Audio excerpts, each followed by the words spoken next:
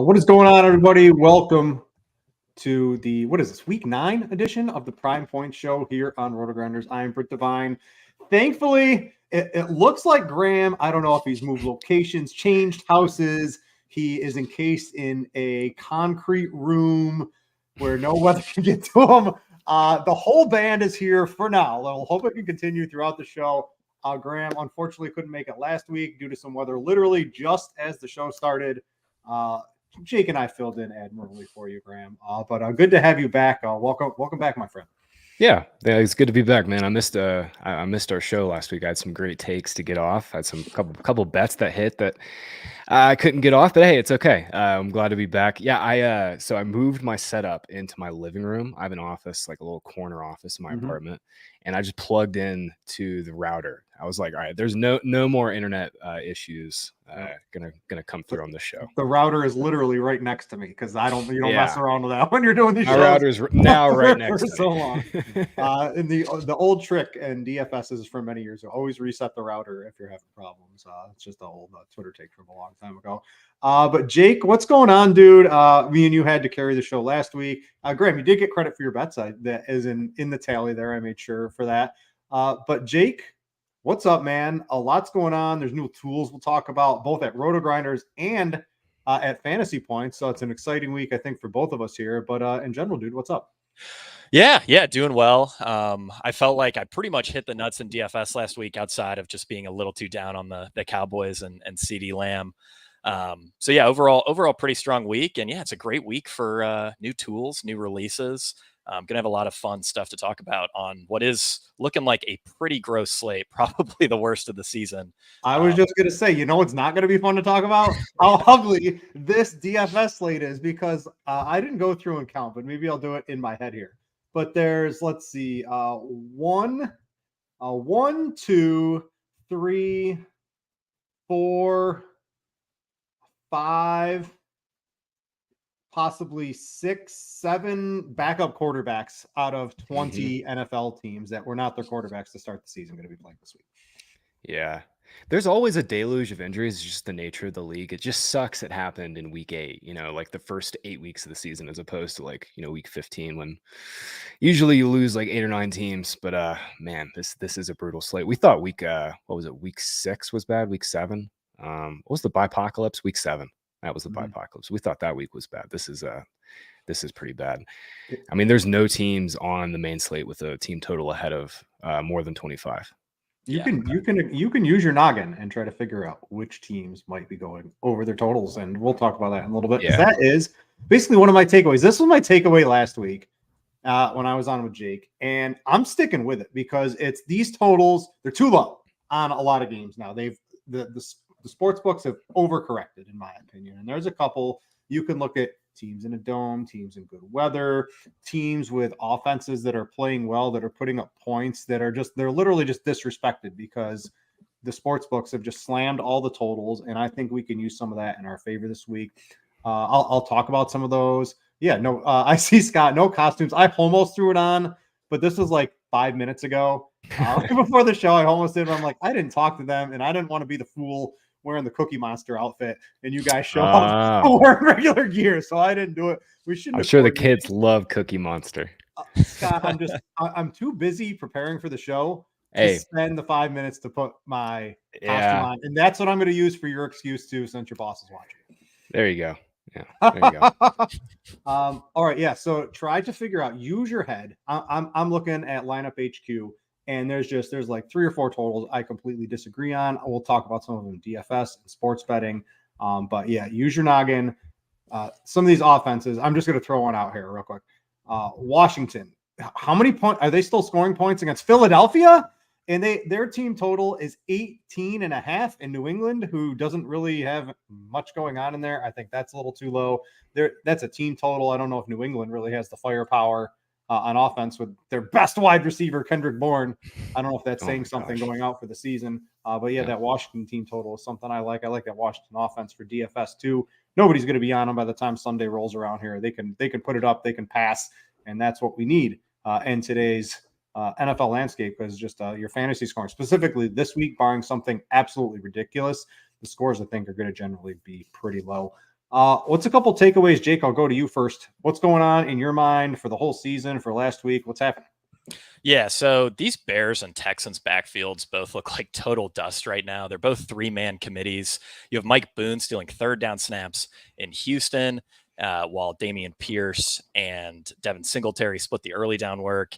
And then in Chicago, Darrington Evans, Roshan Johnson, and Deontay Foreman are splitting usage and snaps pretty much all evenly. So not looking to play anybody from those backfields. But on the opposite end, Javonte Williams has looked a lot better, both from a efficiency perspective and usage perspective these last few weeks. He had a career high 27 carries in week 8, alongside 68% of snaps and 21.4 expected fantasy points. So wheels up for Javonte Williams, but not so much for these Bears and Texans running backs. Yeah, we need to know Taylor Swift was not at the Kansas City game in Denver. Is she going to be at this game in Kansas City? Because I think they can't win without her up in the box seats anymore. So they need Taylor Swift to show up for this game. Yeah, she made the wise choice this way, Brit, not coming out to Denver. It was freaking freezing here this weekend. Yeah, the flu game got me on a Travis Kelce prop. I was big on the scores and odd sides, but there's always next week to get your props. Graham, what are you looking at generally? The season, last couple of weeks, what's happening? Yeah, we're obviously tight end is a fantasy wasteland. We're always looking for the next new tight ends, and I think we have two. I think there's two, at least for the next couple of weeks. One is Dalton Kincaid. Obviously getting Dawson Knox out of the lineup elevated Kincaid to a full-time route share that we expected, 76% route share this past week. But what was interesting to me is, obviously the usage. You got 6 targets. He got a good amount of the first read looks, and he kind of got like this like Sam Laporta-esque usage where he ran 30% of his routes out wide. They lined him up in the slot. They put him in line. And like, if he's going to be lining up as like a true mismatch nightmare, like we kind of expected Kincaid to be, he's going to be right there on the back end of the tight end 1 radar every single week. And I think for this week, Trey McBride is still too cheap. We were on Trey McBride last week. I didn't think he had this close of a ceiling. Like, he had 11 catches, 80 yards, and a touch, 14 targets. But according to fantasy points data, insane 46% first read target rate. That's just looking at the targets earned on first reads. Obviously, Josh Dobbs is gone now. But this Cardinals offense is designed to throw to tight ends. Their tight ends have a 32% target share combined. That's tied with the Chiefs for the second highest rate in the NFL. And I expect that to come down a little bit. Obviously, Zach Ertz is out of the lineup for the next couple of weeks, but this team throws to their inline tight ends at the 3rd highest rate. They're designed to throw to McBride. And if you just look at it, I mean, just Marquise Brown is only one guy. He's, good field stretcher on the outside, but they need somebody in the intermediate areas. And I think that guy can be McBride. And this season, guys, he's been great.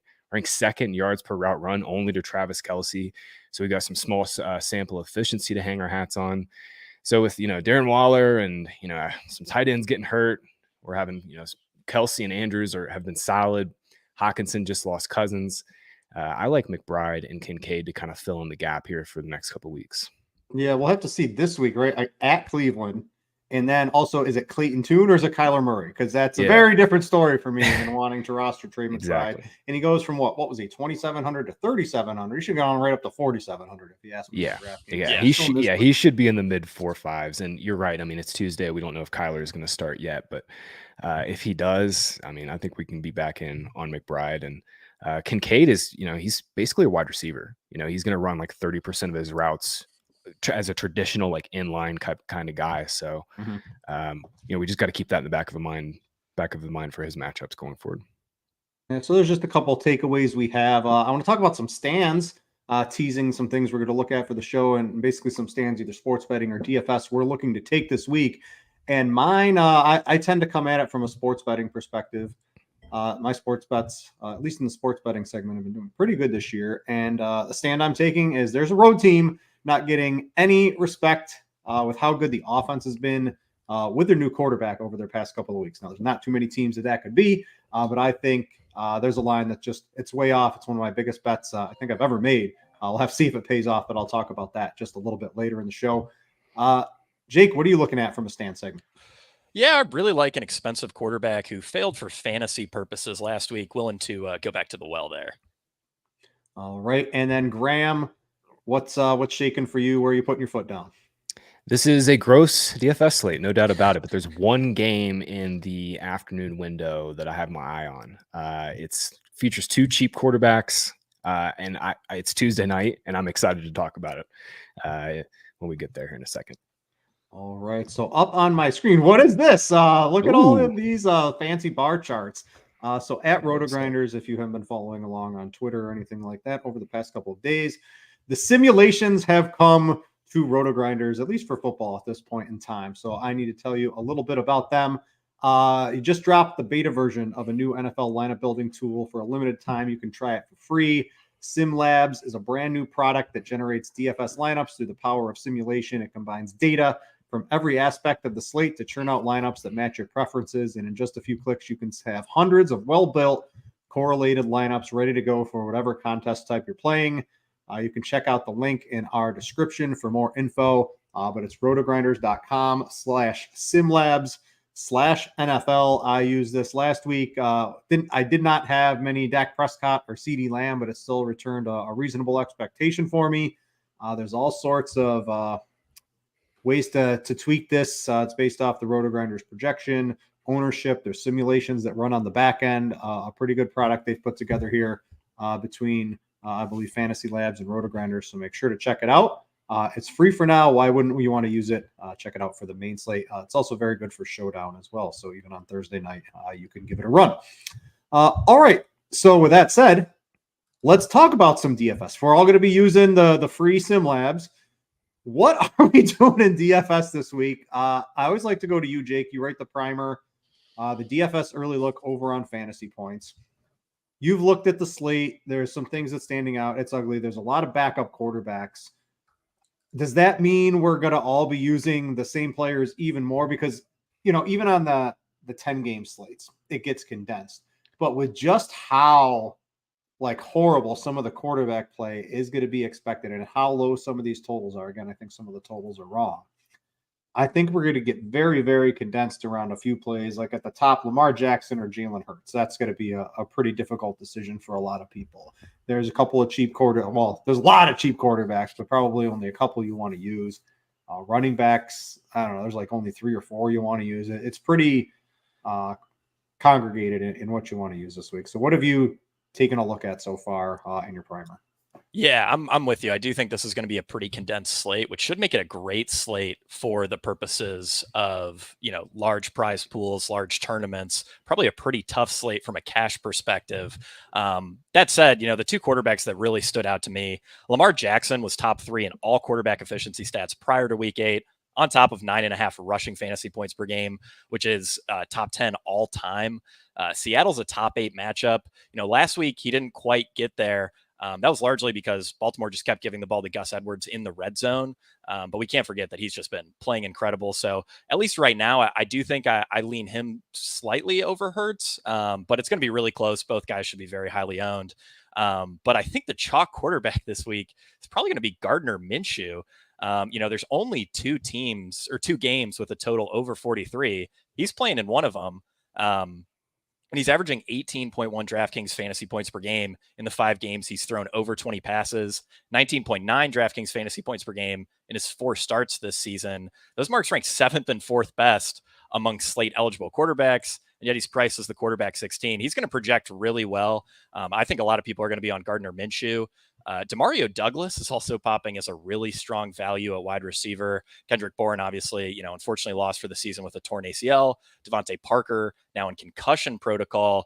There's really nobody left who has any real juice in this New England wide receiver group. Demario Douglas was at 15.8 expected fantasy points per game over his last 2 games, dealing with Kendrick Bourne and Devontae Parker. That's actually better usage than CeeDee Lamb had through the first 8 weeks of the season.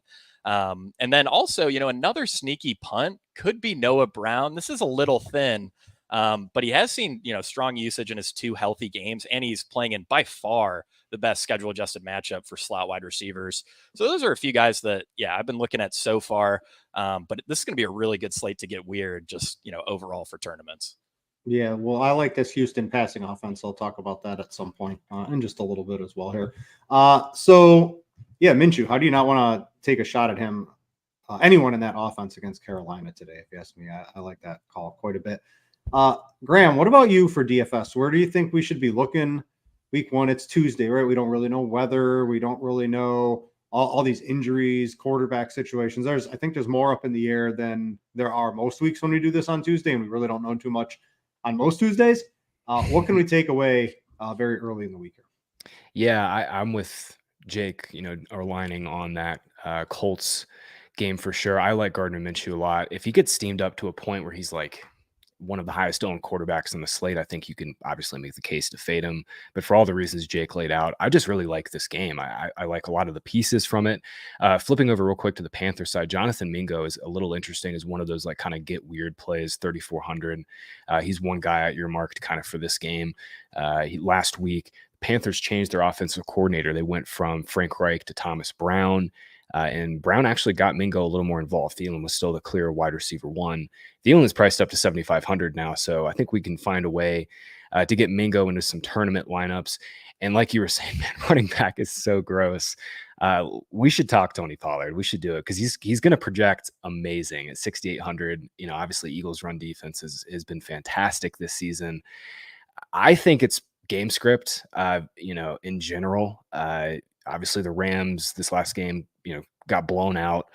They played in a tight game against the Chargers. Pollard should have had a touchdown. Dak kind of like slightly overthrew him, and Pollard maybe dropped it on that wheel route. And then they got blown out by the Niners. They beat the shit out of the Patriots. It's just been an up and down season for them. And in general, we want running backs to have good game script. Like there's very few in our game, like besides maybe Christian McCaffrey and Austin Eckler, that like regardless of game script, you can throw Alvin Kamara in that mix, Saquon Barkley in that mix. But by and large, every single year, there's only 5 or 6 guys that are game script independent. And Pollard, I think, has just had the lowest end range of outcomes happen time and time again. This week should be a really close game. Obviously, Cowboys, Eagles, divisional game, 3-point spread. Britt, what do you think, man? Yeah, so I'm just trying to, against the Eagles is very tough to run against. They're allowing 65 rushing yards per game. And he's certainly not getting there in the rushing yards because he's at 4 yards a carry. Between the injury from last year, between missing who's the guy in the offensive line? Tyron Smith missed last week. I think the best case against Pollard is saying, hey, that injury was worse than we thought. But by all the reports in August and September and the lead up to the season where he was 100%, I think it's a change in the run scheme. Last year they had Zeke to run in between the tackles. They don't have anybody to get those like kind of tough yards in between the tackles. Now Pollard has to do it. And I think he's more of like an outside zone kind of guy. So it's tricky, man. It's tricky. He's going to project amazing. Put it all together. Everything that's happened, right? You've talked between the coaching chain going from Kellen Moore to Mike McCarthy, right? Between the injury he had last year, there's a lot of fluky games in there, but even his yards per carry, right? Way down from last year. I'm in the next gen stats on NFL.com, right? The top leaders in rushing yards over expectations: Zach Moss, Breece Hall, Raheem Mostert, Christian McCaffrey, Bijan Robinson, blah, blah, blah, blah, blah. Tony Pollard is negative in that stat, sandwiched between Kareem Hunt, Najee Harris, and Jalen Warren, and Amari DiMercado, right? Players that aren't generally household names at the running back position. He's just everything combined, he's just off. And this is a pretty tough matchup. I'm going to have to see where it's at for cash games. I mean, we've got Chuba Hubbard's 5,000, and that news came really late. And I was on the Crunch Time show for NFL. And I thought one of the smartest moves you could have made with 10 minutes to go before lock or whenever we got that news was try to get as massively overweight on Chuba Hubbard as you can, because it's such late news, no one's going to react to it. And what do you get? 17 opportunities. So I think the process of doing that was correct. Now, if that holds true and they move on from Miles Sanders even more, so against the Texans, I mean, at 5K, how do you not want to play him? You still got Kamara is 8,100. Saquon Barkley. Now, if Daniel Jones is back, they are going to attempt to pass the ball. Unlike with former Syracuse University quarterback, DeVito. They just basically Danny DeVito. So Saquon looks good. It's against the Raiders. We just saw what Gibbs did against them. I mean, it's a short week. Barkley should have a big game here. There's just so many other options. Jonathan Taylor, if first half Jonathan Taylor from last week plays more in the second half, I mean, he was on his way to a big game. He's 6,400. This is against Carolina. I don't know if I would play, if I knew Jonathan Taylor was going to even get a couple of touches in the second half, I would play him without hesitation over Tony Pollard at 6,800 against the Eagles. So yeah, we'll have to see where the industry lands on him this week. Yeah, I wonder if Taylor picked up an injury that we don't know about, because that second half usage was so fluky. It was super fluky. And obviously, they kind of got game scripted out, but that game was kind of tight in the third quarter. It was still a 1-score game. It wasn't a 2-score game until the fourth quarter. So yeah. What was the quote see from the coaching staff? I think it was Moss got hot, so we rode the hot hand. But that doesn't really make a lot of sense because Taylor was crushing. Taylor looks awesome. Yeah. I mean, he looks back, like fully back. So yeah, I think it's just a matter of time before he has a full on breakout game. All right. By the way, Danny DeVito should have definitely been like a minor character in The Sopranos who just like chilled at the Bing nonstop and would like always say what up to Tony. he definitely should have been. A little guest cameo appearance for sure for Danny. Really good on that one. I want to talk. So we talked Pollard against the Eagles. How about CeeDee Lamb against the Eagles? Because that sounds much more inviting. So wide receiver at the top. I think you're going to be able to afford one of these top wide receivers this week. So is AJ Brown going nuclear, right? If it wasn't for Tyreek Hill, he's having by far the best season. I need Tyreek Hill to get hurt for like 2 weeks because I got 2,500 plus 2,500 on AJ Brown to lead the league in receiving yards. I got there on the Justin Jefferson injury happened. And when I wrote it up on Scores and Odds, I'm like, I need a little bit of injury help. And I've got it. I just need a little bit more. And we'll get there with AJ Brown. But the dude is balling out. This is against Dallas, right? Dallas. I was trying to find how they rank. And you have to, everything is great on the Dallas defense. They're so good. Or do you want CeeDee Lamb, who I believe Washington and Sam Howell and Terry McLaurin and all these guys are still throwing for yards against him this week? Which one of these receivers do you think you would rather have? Jake, I'm going to go to you first because this is going to be a real sticking point between these guys. Brown, who's crushing it against Dallas, who's tough, or do you want CeeDee Lamb, who finally had the big breakout game against Philadelphia, who's giving it up every week? Yeah, that is really tough. My lean, though, is AJ Brown. I mean, since he was caught yelling at Jalen Hurts on the sidelines, he leads all players in receiving yards, targets, receptions, and fantasy points per game. He's gone over 125 receiving yards in 6 straight games. And he's on pace to break Calvin Johnson's single season receiving yardage record. I think, AJ Brown should probably be close to the Tyreek Hill price, at least over 9,000. And so that's kind of the tiebreaker for me. I love what are these what's going on? What are you hitting with these balloons? Could you see that, Graham? No. Graham's deep in the settings. What in the hell? Someone, I don't know. There's just balloons flying. I just saw that too. I'm looking at the data suite and listening to Jake. That was bizarre. What in the world? That'll be a treat for those watching on YouTube. Yeah, that's great. I love that. But Graham, what do you think on AJ Brown versus CeeDee Lamb here? I guess my computer loves AJ Brown. It's throwing some balloons for him. I was just trying to find because Dallas plays a ton of single high, like that's their base defense. And let me see if I can pull it up in the data suite real quick. AJ Brown has been dominating single high coverage looks. Let's see if I can get the last couple games to pop up. Yeah, 47 targets against single high coverage looks. Or middle of field close looks to 30 for Devonta Smith. I mean, any way you split it, zone man, the target splits are going to favor AJ Brown. Deron Bland and Stephon Gilmore have been playing well without Trevon Diggs, but I mean AJ Brown is just in a totally different talent tier. Jake, I mean you and I and Scott were correct on AJ Brown as the wide receiver 1 this past week, and I think it's just right process to run it back again this week. He's still too cheap, Justin Jefferson was what 9,200. I mean AJ Brown should easily be that right now. Yeah, I think Price is the big tiebreaker there. Who's that? I just said I think Price is the big tiebreaker salary. Brown's only 400 more. So Price. Yeah, sorry, I thought you said Bryce. I was like, oh, Bryce. I was like, what? Jake, I want to ask you too here. So last week we didn't really debate it much on the show, but it ended up in, if you were looking at ownership when the slate started, it was Zay Flowers was the number 1 wide receiver by a wide margin and busted. And right on his coattails was Nico Collins, who also busted. it's going to be another debate this week because they're both in reasonably good spots and their prices didn't really move because they both pretty much goose egged.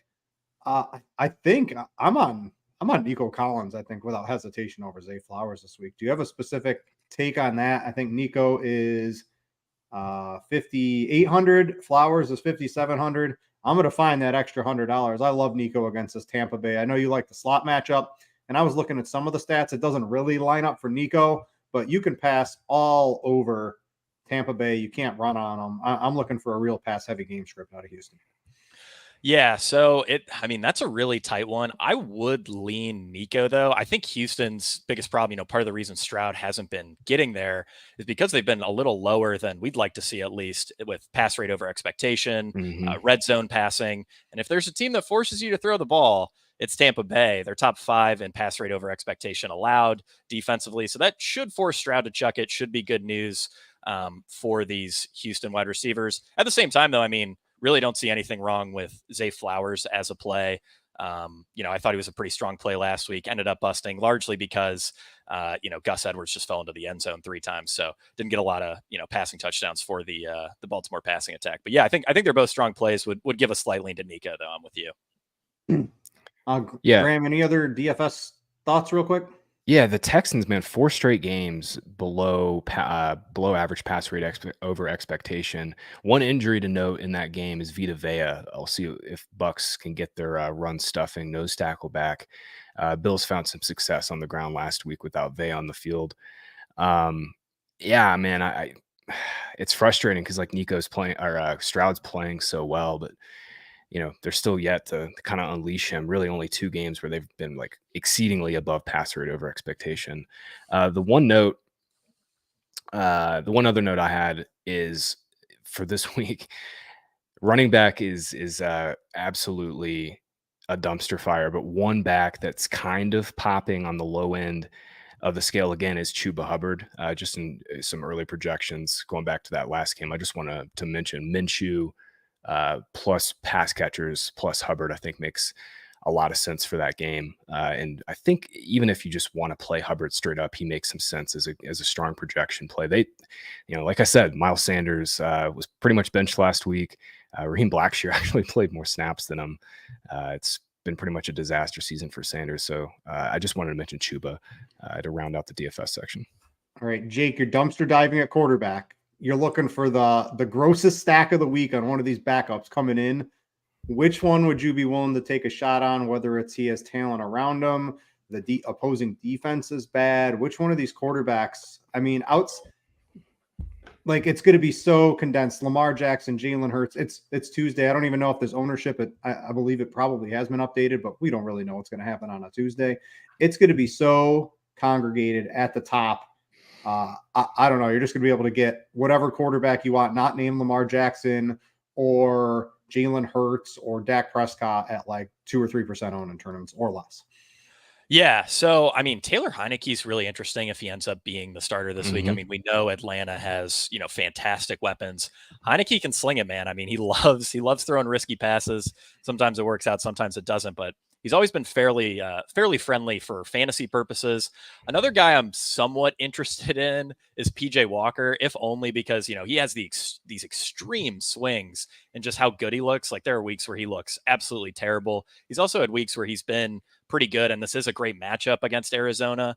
You're really only looking for 16 to 20 fantasy points out of these guys to hit their ceiling. So my preference would be Heineke, but I do think Walker could be a little interesting. All right. Stay tuned to all the content here on RotoGrinders later in the week to get a better idea of what's actually going down in the DFS streets. All right. We'll talk some sports bets and tools in just a second, but I need to tell you about our friends over at Ticketmaster first. More memories are made when you're there for live NFL action. And when you need tickets, Ticketmaster's got you covered. As the official marketplace of the NFL, Ticketmaster gives you more ways to find your perfect seat, and their interactive seat map gives you 360-degree previews of your section to make sure you get the best view of those pivotal plays. And if your plans change, Ticketmaster gives you more flexibility to sell or transfer your tickets. Plus, mobile tickets make getting in on game day a breeze, and you can even customize your Ticketmaster app to rep your team's colors. You can find tickets today at Ticketmaster.com/NFL. All right, we're going to do some screen sharing with a new tool over on the Fantasy Points data set. I see it looks like it's Halloween outside, but it looks like it's Christmas, both from being able to understand what's happening and all of these fancy new colors. I saw Scott tweeting this out a week in advance. I was digging through. I'm like, where is this coming from? And then I realized he was just teasing something a little bit here. Graham, I want to go to you first. First, what are we looking at here? Because you sprung this on me basically right before the show. Let's take a look at this. What are we looking at? How do we make use of it?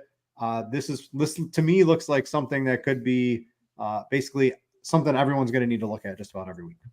Yeah, sure. Jake, do you want to take this one? I think you had some good notes in this. Yeah, I can take this one.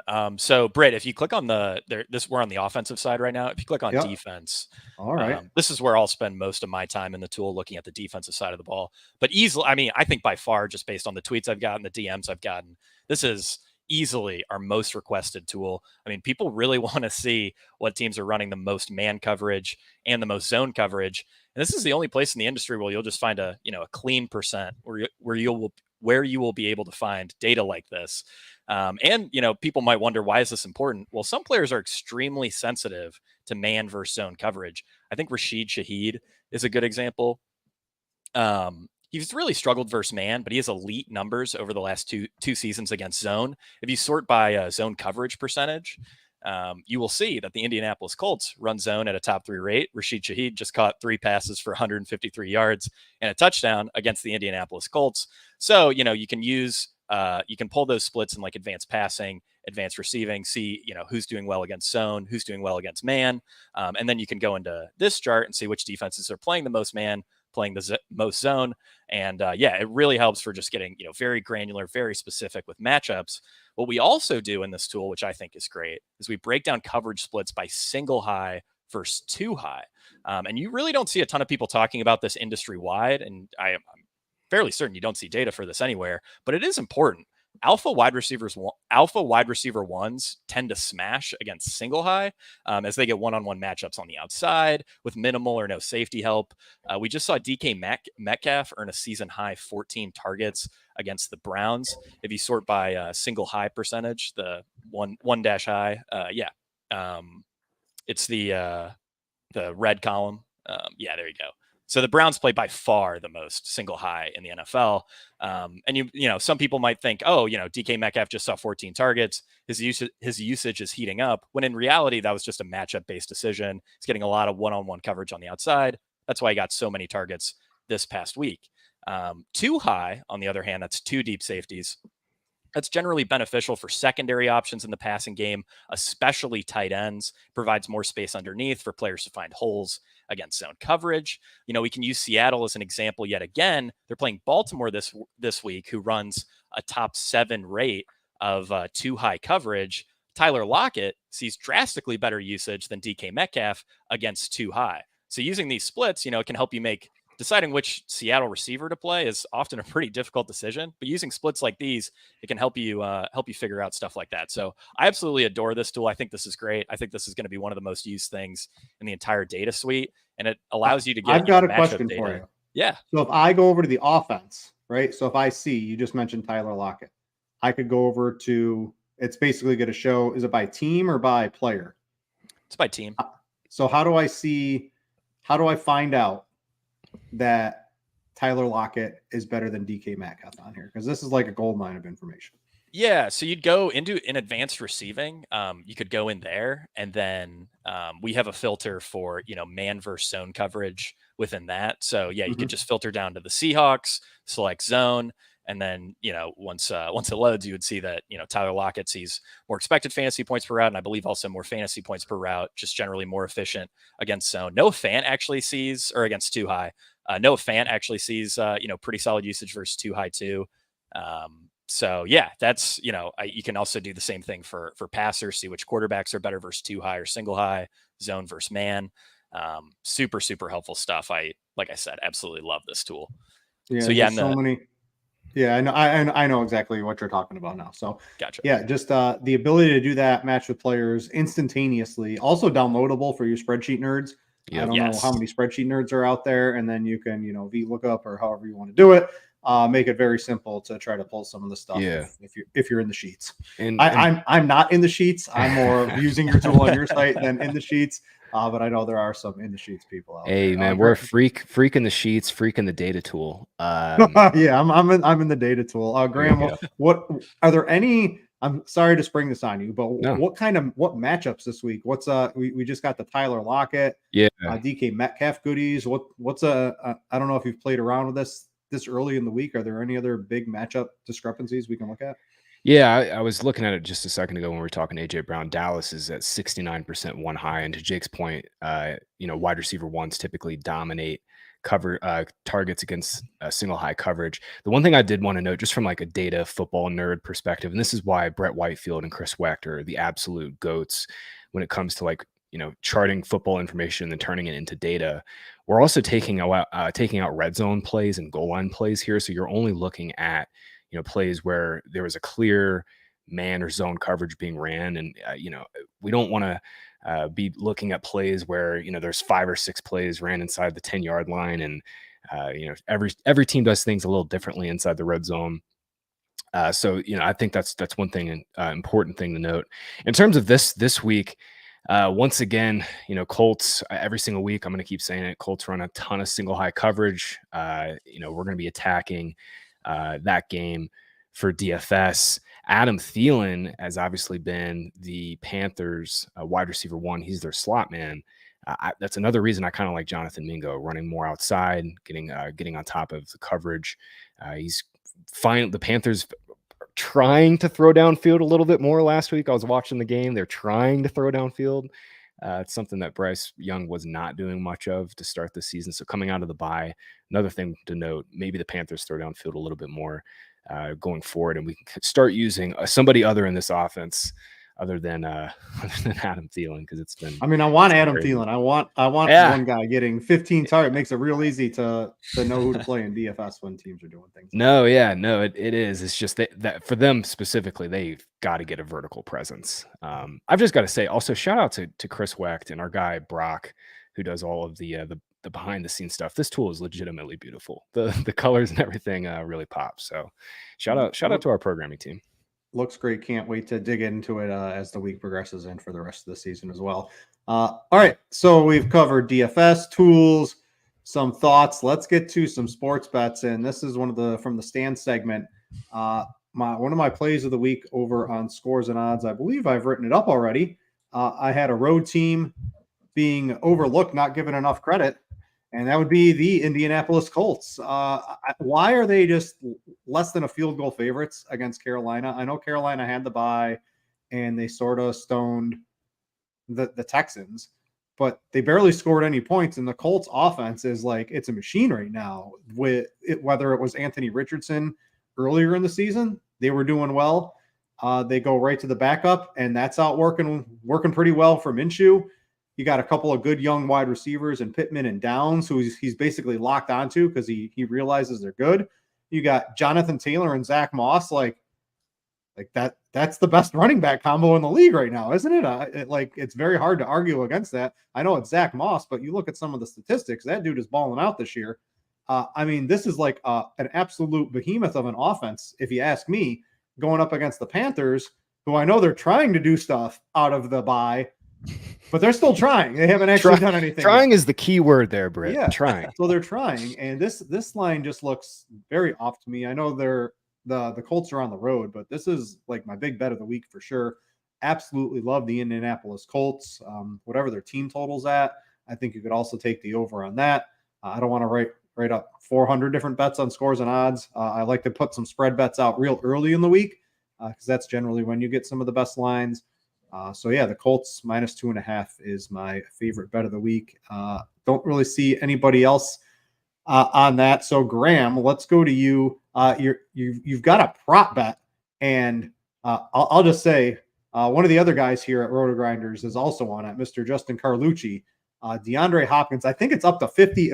It goes every time I refresh the page, it keeps going up. It was at 48, then it was at 50, then it was at 52, now it's at 54. It just keeps going up and up and up. But Hopkins looks like the real deal with Will Levis now. Yeah, we took a hammer out to DeAndre Hopkins over 48.5. I have no idea. I was shocked the books even put it out because they put it out before the Levis news, before we got news that Tannehill wasn't going to play.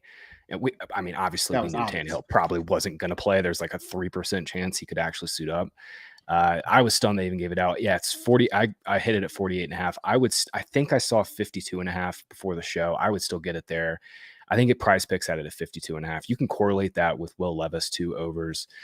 Levis will come back down to earth. He's not going to hit bananas, freaking laser shows, throws every single week. But obviously, what stood out to me was the timing and rhythm, the poise in the pocket, the touch on some of the intermediate throws and the throws to the boundary. It wasn't just obviously the highlight reel crazy throws to Hopkins. 48.5 was just crazy. Levis was third among all passers last week and averaged up the target. 28% of his throws went deep. Again, that will regress some, but yeah, DeAndre Hopkins definitely has some life. I didn't think I'd be betting DeAndre Hopkins overs again this season, but here we are. One other spread bet, I have not personally taken this, but I think I will when I get off the show as I've thought about it more, is Texans 2.5. I just think it's a little low for Stroud. Obviously, good bounce back spot for the Texans here coming up this week against the Bucks. The real reason I'm taking it though is, we've all been on Stroud. We've been right on Stroud all year. It's really more just fading the Bucks. Since they got out of the bye, they've scored 3 touchdowns on 33 possessions. This offense just can't run the ball again. Opposing defenses are just stacking the box and just daring Baker Mayfield to throw it. Mayfield's playing all right, but really, Texans defense has been solid this season. They're not amazing. So between the Bucks offense kind of being a little shaky and Stroud in a good bounce back spot, I think I'm going to take Texans 2.5. Yeah, I like the over in this one, and not an Yeah. official bet, but actually, you know what? It is an official bet. So let me just roll into that one. So I always try to figure out which ones. I haven't written this one up yet on Scores and Odds, but it's always tough to narrow down very early in the week. But like, I love the passing game for the Texans in this one. Nico, Stroud, all of these guys, Dell can get involved. I hope that pass rate over expectation kicks up into gear and we see some rational coaching. I think we have generally good coaches in the NFL now that try to exploit other teams' weaknesses. It seems like that's something you might want to do. It doesn't take a genius for us to be able to figure it out. You think the NFL head coaches would be able to too. So some rational coaching. Texans put up a bunch of points, and the Bucks with Evans and Godwin. And if they sort of let go of the run game and they move towards the passing game, that's what they should be doing, even though it is Baker Mayfield. I think they're going to be able to put up more than enough points against the Texans as well here. And this is sitting at a 40. I mean, this is just, it's too low, if you ask me. I know scoring's down, but like 24-20, right? Something like that. Seems 24-17. That gets you there too. I mean, that's not even a lot of points. I know scoring's down in the NFL, but this is definitely one of the games I'm on an over on for an official bet. Texans, Buccaneers. And I didn't bet a side on this one, but if I was Graham, I would be leaning the Texans as well. Yeah. The other 40 I like is Patriots Commanders. I haven't bet it yet, but I think you can I bet that. It's just, I can only talk so many on the I show think you here can in make our a little case for that segment, one but being too I've low bet too, that man. too. Yeah, Yeah, Commanders 40. obviously, trading away some of their best defensive players. Montez Sweat is gone. Chase Young is gone. Patriots have lost a ton of key defensive players. I like the over on that one too. Commanders were 3.5 this afternoon. That got hammered. It's now 3. Yeah. So, I like that one. I would take the Commander side as well in that I game. agree. I think even though they're selling away some of their defensive pieces, Sweat hasn't been great, but the Commanders, their offense, I think is pretty good, honestly, at least in terms of the passing game. So I like them. Jake, what are you looking at from a sports betting perspective? Yeah, I like Arizona +8 here. Obviously a lot up in the air in regards to who the starting quarterback could be for both teams in this game. I don't think Deshaun Watson plays for what it's worth, and no team quarterback by PJ Walker should be getting 8 points. Maybe we see Kyler Murray, but even if we don't, PJ Walker has just been really bad this year. He's had good games in the past. He's extremely volatile. Former XFL MVP for what it's worth from the Houston Roughnecks. No team quarterbacks by PJ Walker should be getting 8 points. That's just a bit too much. Also, like Las Vegas -2 here. They were terrible in week 8, but the Giants have been terrible all season. To me, this is much closer to a Las Vegas -3 line. You can get -2 over at DraftKings. It's minus 110. I think they're the only book with -2 right now. So I'd expect them to come closer into line with the market here soon. Yeah, they're just the Giants. I don't care if Daniel Jones come back. That team is just an absolute train wreck. They overperformed last year, and they're probably underperforming this year. So they're somewhere in the middle. But you get the best of both worlds. And the NFL season, it's not like baseball. It's not even like the NBA. There are very limited games in the NFL, and you never really truly know how good or bad a team is, even throughout the whole season. I think, in my opinion, in the NFL, and I don't even know. There really isn't even a great team in the NFL this year. There's like 5 to 7 good ones, and the rest, I don't know. They could all beat each other on any given week. Dude, the playoffs are going to be awesome this year. This is going to be one of the best NFL playoffs ever. It's going to be so good because it's so tight at the top. Real quick, I know we're trying to get out of here. Josh Jacobs is going to be one of my favorite plays of this week, the week, for same reasons that Jake kind of outlined. Raiders have finally kind of figured out the run game. And Giants just traded Leonard Williams. He's like their only good interior defensive lineman stopping the run. They were bad against the run. Anyway, shut down Breece Hall, just stacking the box last week. But yeah, I like Jacobs quite a bit. I think he's gonna shape up as one of the better DFS plays this week. Yeah, I saw a tweet today. We'll probably go a couple, I don't know, another 10 minutes. But I was like, trade your best defensive player for like a 4th round pick and a bag of Cheetos. Yeah. And then you'll trade your entire franchise for Bryce Young, who's like horrible. It makes absolutely no sense how the NFL does some of these trades. And I guess I understand it from contracts perspectives and teams wanting to get rid of players. But it's crazy what teams will do sometimes in the trade market. And then just these reasonably good, proven NFL players get traded for nothing. It just blows my mind sometimes. Yeah, it seems like as a GM, you should just be calling up teams and being like, "What do you want for this?" Call the Bears, Pro Bowl starter. Just calling the Bears, trying to get 2nd round draft picks for players you don't even want anymore. By the way, I mean, real quick, just broader take for the rest of the season. Seattle's defense is legit now. I mean, they're all in, obviously, getting Williams, but I mean, Devon Witherspoon is a massive hit for them.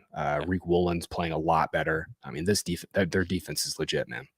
Yeah, I haven't bet the Ravens Seattle game because I'm I don't know. That seems, if anything, I might lean Seattle, but it's 5.5. 5.5, yeah, a lot. And I know the Ravens are a pretty good team, but that one's a stay away from me currently right now. My last other bet, you like the DeAndre Hopkins. I'm very anti Pittsburgh Steelers. Their offense is absolutely putrid. And we're going to have Kenny Pickett playing it probably less than 100%. I mean, 100% Kenny Pickett is still basically the worst or 2nd worst quarterback in the league. Probably not anymore because there's a whole bunch of backups in here. But Will Levis showed enough. That's all I need. And I know the pass rush is going to be a lot different this week than it was last week for him, especially if Cam Hayward comes back for Pittsburgh. But I'm going to back the Titans here at +3.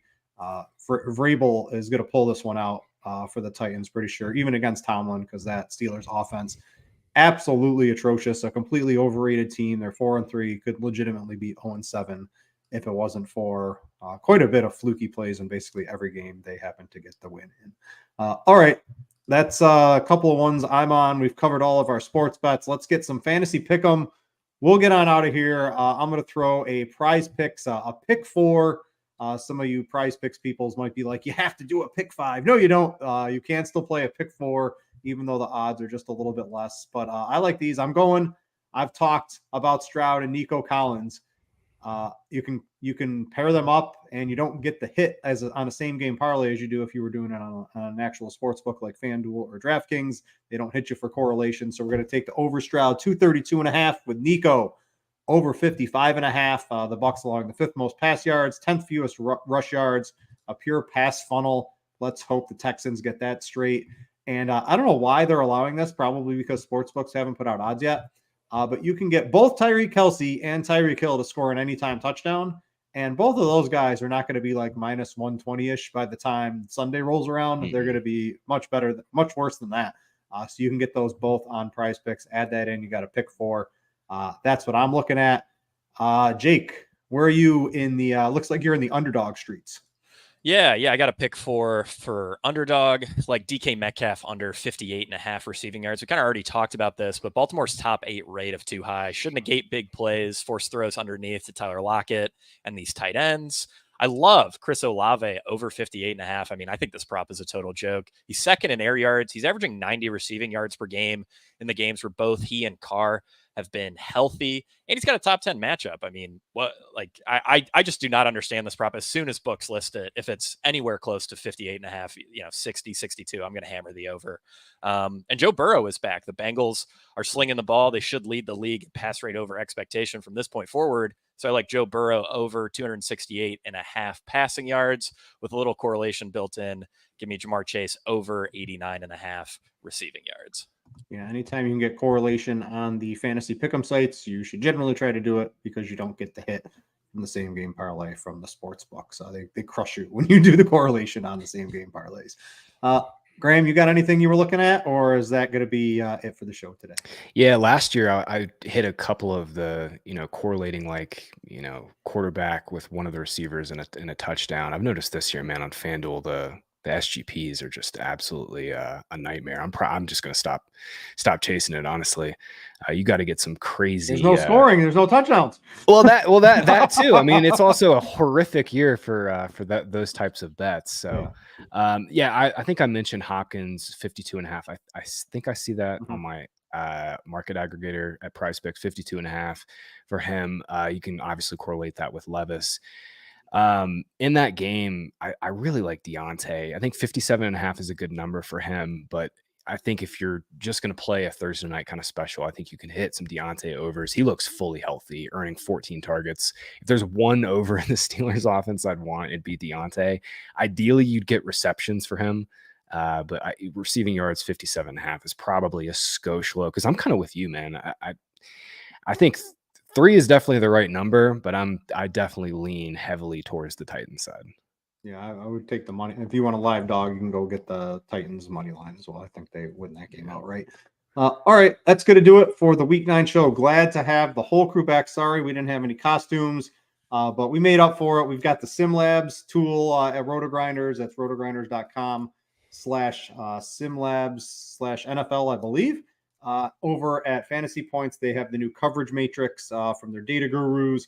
Going all color coded, making it super easy to figure out which teams play what defenses, and just absolutely amazing for you to have the data tool at a reasonable price point for everybody. If they want to go check that out, please feel free to do. Other than that, everybody, have fun on what looks to be, I tweeted this out, I think it's the ugliest quarterback overall with the scoring down. Like, this is the ugliest slate I think I've seen in recent memory, if not my entire DFS career, which I think we're talking about 10 years at this point in time. This is I've been going on playing DFS. This is just a very ugly slate with only 10 games, 7 or 8 backup quarterbacks from like their original team starters. It's ugly, but we still got to play. There's still money to be won. Hopefully we'll help you get there at the end of the week.